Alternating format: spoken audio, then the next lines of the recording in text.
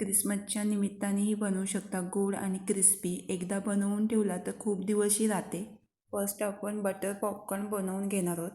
Butter 2 cube melt करून, बटरऐवजी तुम्ही तेलाचा नाही तर घीचाही वापर करू शकता। घीमधले पॉपकॉर्नही छान लागतात, तीही व्हिडिओ मी अपलोड केलेली आहे।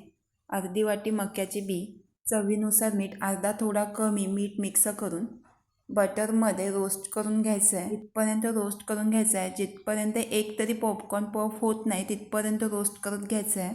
गॅसची फ्लेम जर तुम्ही फास्ट ठेवली तर बटर तुमचा करपेल आणि धूर निघेल, म्हणून गॅसची फ्लेम मीडियमवर ठेवून परतून घ्या।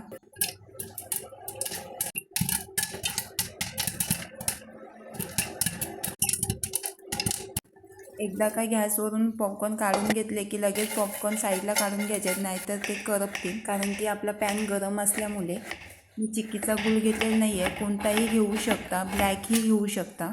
गूळ जर तुम्ही किसून घेतला तर मेल्ट पटकन होतो। पातळ पातळ कट करून घेतलेत। 1 कप थोडा कमी मेल्ट करून घेणार आहे।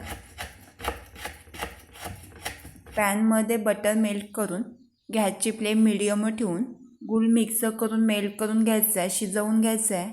एका बाउलमध्ये पाणी घेऊन चेक करण्यासाठी मेल्ट केलेला गूळ पाण्यामध्ये 2-3 थेंब टाकून थंड करून चेक करून घ्यायचा आहे। कँडी टाईप तुटत असेल तर लगेच गॅस ऑफ करून त्यामध्ये पॉपकॉर्न मिक्स करून घ्यायचे। थंड होण्याच्या अगोदर सगळं मिक्स करून अर्धा कप गुळाच्या पाकामध्ये एक छोटा बाउल पॉपकॉर्न मिक्स करून घेतलेत। तुमचा जर पाक जर थंड झालेला असेल तर स्लो गॅसवर परत गरम करून घ्यायचा नॉर्मल। प्लेटला तेल लावून कँडी चिपकायला नको म्हणून प्लेटमध्ये पोर करून घ्यायचं आहे। प्लेटऐवजी तुम्ही बटर पेपर नाही तर केळीच्या पानावरही ओतू शकता। एकसारखा स्प्रेड करून घ्यायचा आहे। हाताला तेल लावून हातानेही स्प्रेड करू शकता, गरम लागत नाही।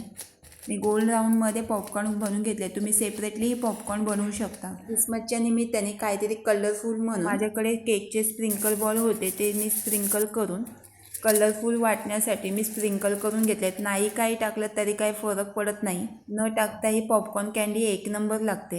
एकदा बनवाल ना पॉपकॉर्न कँडी तर डेफिनेटली तुम्ही परत परत बनवाल। हवाबंद डब्यामध्ये खूप दिवस राहते, क्रिस्पी आणि क्रंची टाईप आहे। व्हिडिओ आवडल्यास चॅनलला सबस्क्राईब, लाईक आणि शेअर करायला विसरू नका आणि खायला आणि बनवायला विसरू नका।